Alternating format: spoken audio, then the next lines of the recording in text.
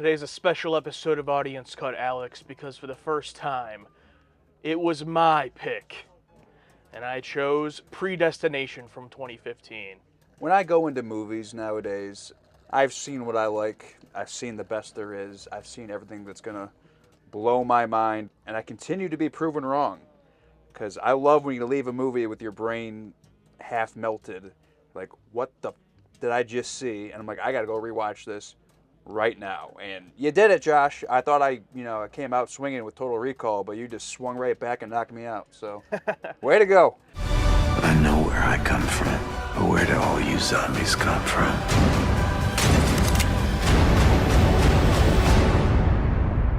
What if I could put him in front of you? Would you kill him?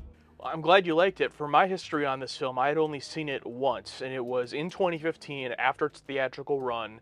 I just watched it streaming somewhere, or you know what? No, you know what it was? Still at that time, I still had a family video that was up the street, and I rented this movie just from seeing the cover. What? Yeah, and rented it, and I won't lie, I wasn't bought in or anything. I wasn't as into movies back then, so I was probably watching it like this, you know what I mean?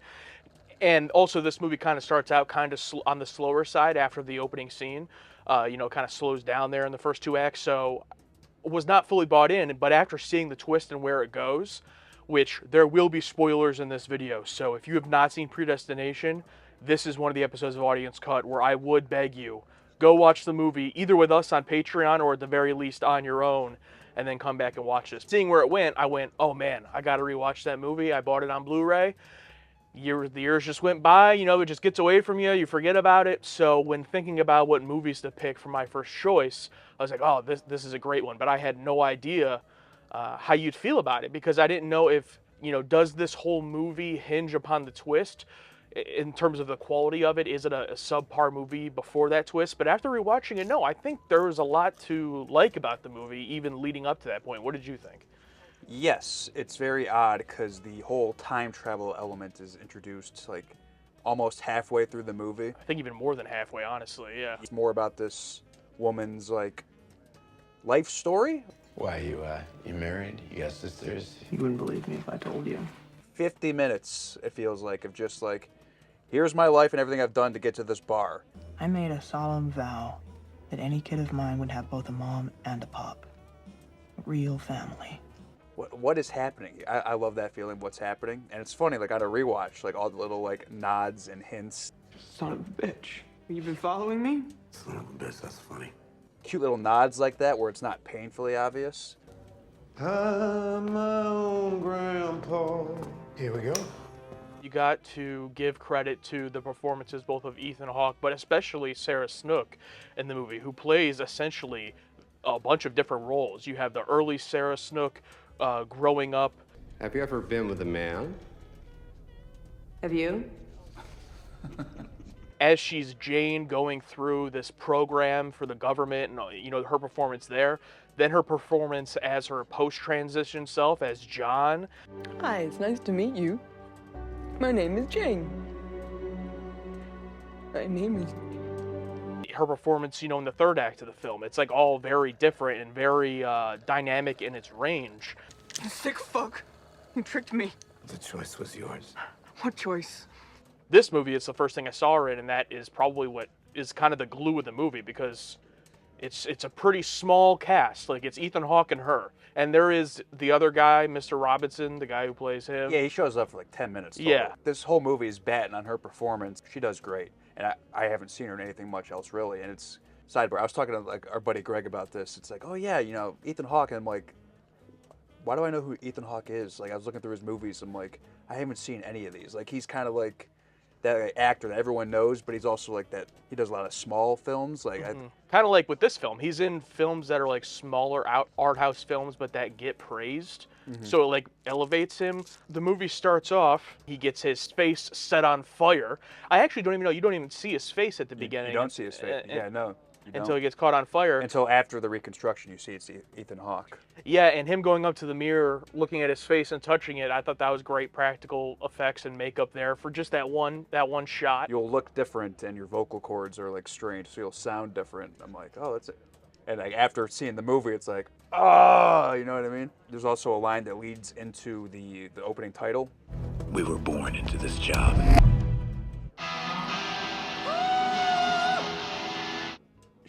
Like, oh, Yeah. yep, you literally. And then this whole sequence at the bar where he meets Sarah Snook's character, this takes up a good 30, 40 minutes of the movie of them meeting and then her jumping into her whole backstory and lore and telling it to him.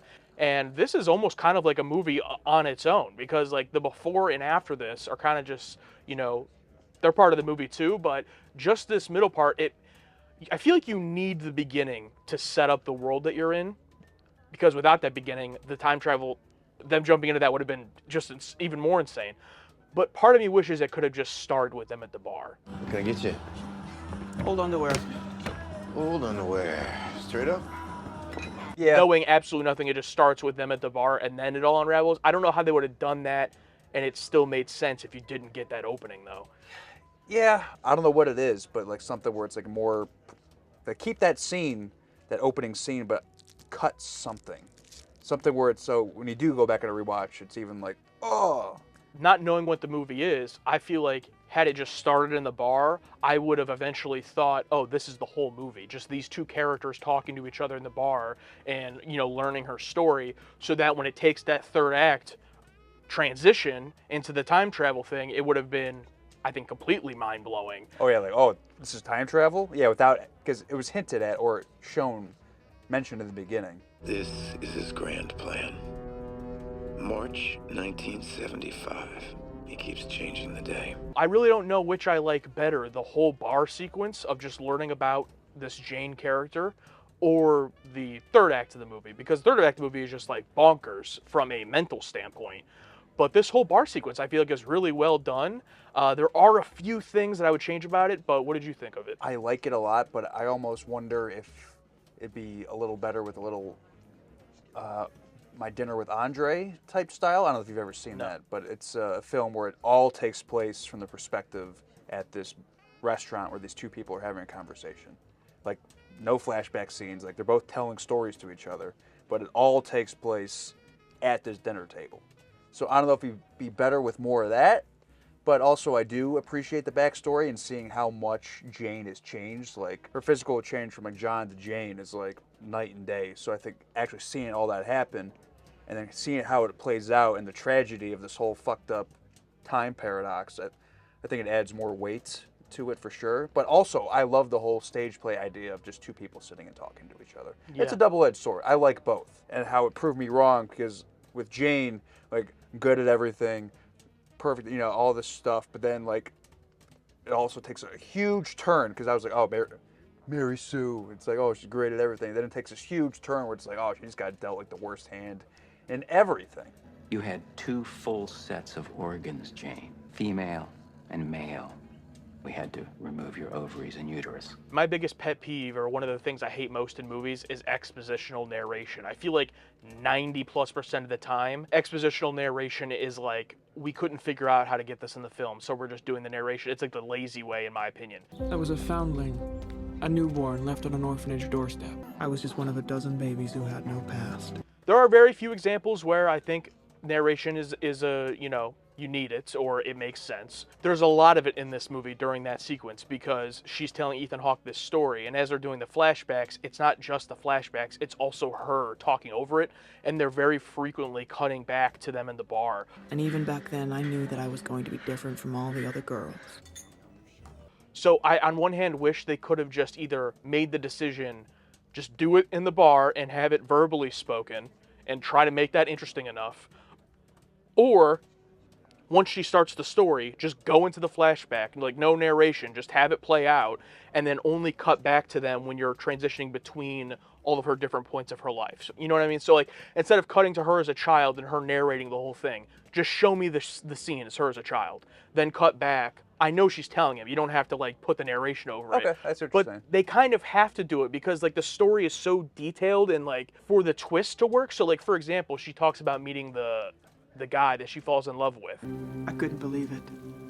It was a quote by Abraham Lincoln, and I was thinking the exact same thing.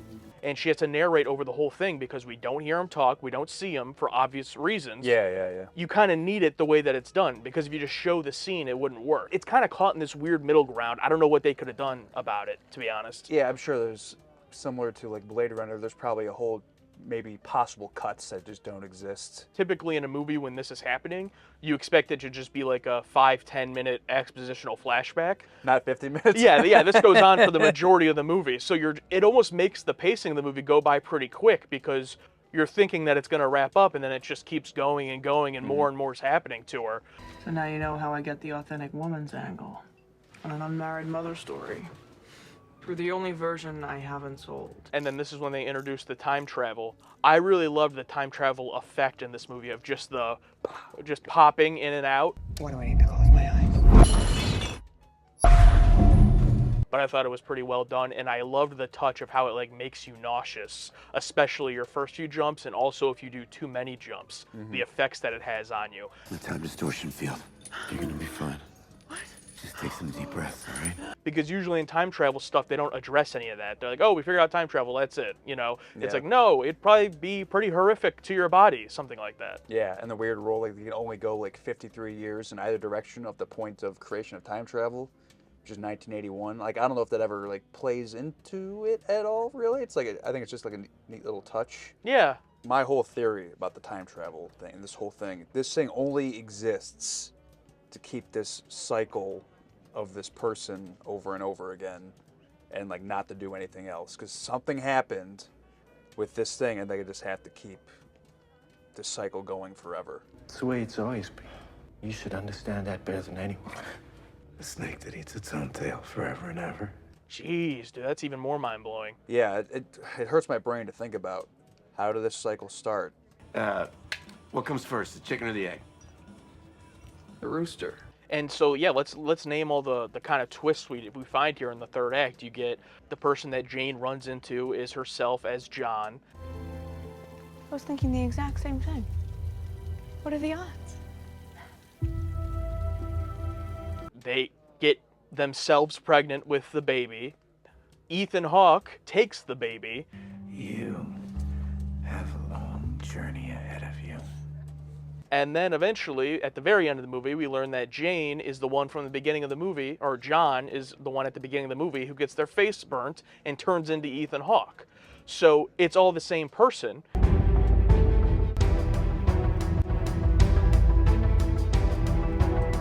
That's all one loop that can't exist without them already existing. And I think it's my favorite example of a time loop paradox, because it's so perfectly executed, but it's impossible to exist. It's a paradox. It's crazy. Yeah, it hurts my brain to try to think of how this happened, because it can't. It makes no sense. And I'm like, what caused this? But the thing about like banging yourself, like, I don't know, like that's a bit much. I mean, this whole thing's a bit much. John's first realization of what's going on is when Jane bumps into him. You know what they say about good things happening to those who wait.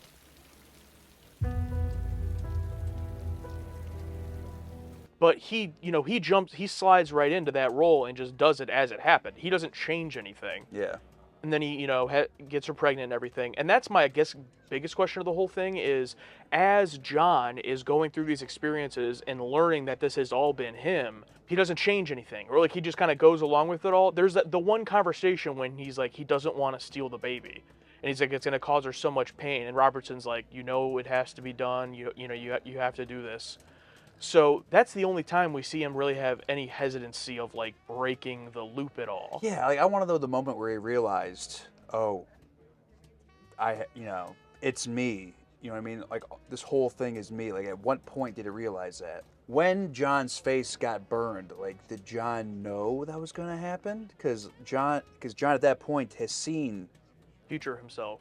Has seen Ethan Hawke. Yeah. You know what I mean? So it's like he had to know that his face was going to get burned at some point, right? I think it all comes down to that scene in the park. You see, I love her too. But then it doesn't show us the rest of that conversation. It just shows, it goes into the end of the movie. what else does Ethan Hawke say to John there when he says, I love her too? Like, he's clearly admitting to John, like, I am also you. What does he explain? Does he explain everything? You know, that's what I think they purposely cut it like that because they don't have to answer those questions. Yeah. At some point, you're going to hunt the fizzle bomb and your face is going to blow up and you're going to look like me. No. Or did, like, that current John not even think to ask him why he looks different, or maybe he had a vague answer, like, why do I look like you? Like, you'll see eventually. Like, you know what I mean? Like, yeah, it's like, it just hurts my brain to think about. Our Ethan Hawke Prime, we'll call him. Like, he retires to 1975, like January 1975. When they're trying to find the fizzle bomber, it just says March 1975, and it says he keeps changing the dates. So he keeps, like, because I think he has a thing of his own that he's been time traveling with. it's the same one, basically. Yeah. And that leads to them in the laundromat. Oh my God. You look good. Yeah, I think this is the one true moment where Ethan Hawke Prime actually finds something out. I don't think he knew that he was the fizzle bomber. So It's crazy. So when he sees him, because he is like pretty shocked when he sees him, and then, you know, that Ethan Hawke. What is your opinion on Fizzle Bomber Ethan Hawke? Because on one hand, the way the film sets it up, it makes you think that he's just crazy, because they keep saying, like, oh, you're going to get psychosis from this. It's going to affect you. You know, keep doing these jumps. It's going to affect you. It just makes you think, oh, he just went crazy from all the jumps, and now he's crazy Fizzle Bomber. But he explains pretty well in his whole thing, like, yes, I did this bomb and blew these people up, but it saved all these other people. Do you think he has any type of actual justification, or is he just insane? I want to know what happened from Ethan Hawke Prime to Fizzle Bomber to make him change his entire mindset to become that. You know, like, I don't know what his motivation was. They don't feel like they are the same person, but I don't see the jump. I don't see how he became that person. So it's just weird. We can be together. I'll never become you. Don't say that. Don't say that. The one thing I don't have the answer for is, why does he continue jumping? That I don't know, because after he kills the Fizzle Bomber there, what reason would he have to continue to jump around? I don't think he does jump. Do you think he just stays there? No, I think he can and becomes the Fizzle Bomber. But I think he continues to jump around because that's what the Fizzle Bomber is talking about when he's like, look at all this. He's like, I jumped here and I did this crime, but I saved all these people. Mm-hmm. So I think killing the Fizzle Bomber ends up like not being enough for him, and he feels like he has to continue time traveling to save people. The movie leaves out very convenient things to where you can't piece it all together, because if it did, then you can kind of poke holes in it. So it like kind of leaves out anything that would be too complicated. Yeah, this is one of those ones where you just think about it more and more. It's like it's not gonna do any good. Yeah, it's just, you can make your own theories about it, you know, kind of come up with what happened, your own ideas, which I like, you know. Yeah. Theory I just came up with. So I think he just continues to try to make it better. It gets a little bit cleaner each time, I think, maybe. That Ethan Hawke says, oh, we can finally, you know, be together. Because it's weird, because like they both fell in love with like the young version of Jane. But is it something where it's like you're always in love with like a younger version of yourself? You're always like, no matter like at what point? Because that older Ethan Hawke wants to be with like Ethan Hawke Prime. And Ethan Hawke Prime wants to be, you know, with younger, not John per se, but like younger Jane. Well, I'm sure there's definitely a part of it that's like the nostalgia, or, you know, I think everyone has kind of a love for their younger self in a way. But I think Jane and John have a conversation when they're on that date. Well, you think you're superior. Who the hell are you? You don't even know me. Am I wrong? Takes one to know one. I think he's genuinely just in love with him. He's a narcissist. Like, he's in love with himself, genuinely. And at the end of the movie, his last line, he says, like, You are the best thing that's ever happened to me. I miss you dreadfully. He's talking about himself. So I think he's just a narcissist. So that's what I think that is. But I gotta say, the ending reveal is one of the best reveals I've ever seen, where Ethan Hawke stands up with the open jacket with the breast and stomach scars. That's one of my favorite reactions, and one of the best reveals that leads into like a Saw type ending. Dun, dun, dun, dun, dun, dun, dun, dun, dun. Yeah, I really love the shots of all of the different versions of Jane as she's growing up, and then it shows Jane on fire, or John on fire, and then Ethan Hawke in the mirror. Yeah, that whole reveal is excellent, and it's so great that the movie just ends there. Like, there's no extra scene at the end or anything. It just like reveals it and then ends. I don't think you can put much there. I think they were like, we got to end this. We got nothing left. This is Yeah. getting ridiculous. Yeah, obviously I really like this movie, but I didn't know how much I was gonna like it, going back after so many years, and I was pleasantly surprised that I ended up liking it even more than I did back then, and I do think this is like a very slept on, underrated sci-fi movie. But how do you think of it in terms of, stacking up against other like time travel media? Because the time travel isn't a huge part necessarily of the actual runtime of the movie, but it is very integral. Like, it is a time travel movie in essence. Like, it has to be. So Yes, it is like a time travel movie, but it's not like this. Your stereotypical, like Back to the Future-esque time travel movie. It's like I don't even think of it more as a time travel, just more like a time loop paradox film. But it definitely stands out on its own for sure, and like has some of the best reveals and reactions. And like, I know if people watch this, like I hope that they stick with it. I might get a little like, what are we watching? Like, why are we watching this? But once it like starts going, it's fantastic. yeah, and I think it's a short movie. It's only 90 minutes, and the pacing is quick enough that even in that second act, I was genuinely interested enough that I wasn't bored. I was still interested in the movie before really knowing what's going on or what it is. I think that is the biggest hurdle of it, is you have to buy into that, because if you are like very bored, you could check out and stop watching it. But if you're committed to watching it all the way through, then it's definitely worth it. I think it's my favorite time travel movie, to be honest. I mean, yeah, obviously. About Time? Obviously, it's very different than About Time, or very different than Back to the Future. I mean, time travel isn't really a genre movie. It can be placed on any genre. I mean, those three movies right there are all three different genre movies. But I think the reason this one is my favorite is because time travel is always such a, weird, unique thing that every film has their own rules.